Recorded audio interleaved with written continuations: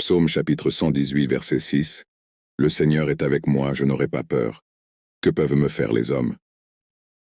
Dans ce verset, le psalmiste exprime sa confiance en Dieu et déclare que tant que le Seigneur est avec lui, il ne craindra pas ce que les hommes peuvent faire. Le psalmiste reconnaît la protection et le soutien divin, plaçant sa confiance totale en Dieu.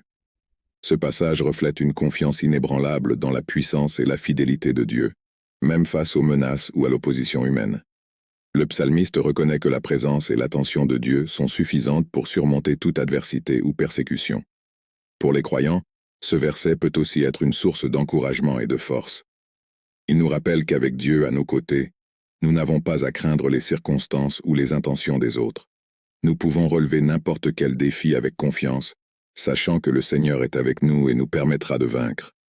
Cette confiance en la présence et en la puissance de Dieu nous invite à vivre avec courage, confiance en sa protection et ses soins constants. C'est un rappel que lorsque nous faisons confiance à Dieu, il n'y a rien que les hommes puissent faire qui puisse ébranler notre foi ou nous séparer de l'amour et du dessein de Dieu pour nous. Par conséquent, le psaume 118, 6 nous encourage à faire confiance à Dieu et à lui faire confiance, sachant que sa présence et sa puissance sont plus grandes que toute adversité à laquelle nous pouvons être confrontés. Confession de foi. Je confesse mon péché et demande ton pardon, et je me repens et te demande de me libérer de toute condamnation.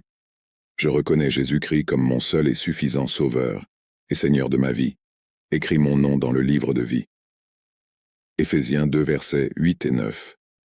Car c'est par la grâce que vous avez été sauvés, par la foi, et cela ne vient pas de vous-même.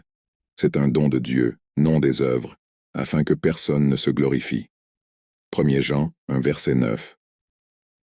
Si nous confessons nos péchés, il est fidèle et juste pour nous les pardonner, et pour nous purifier de toute iniquité.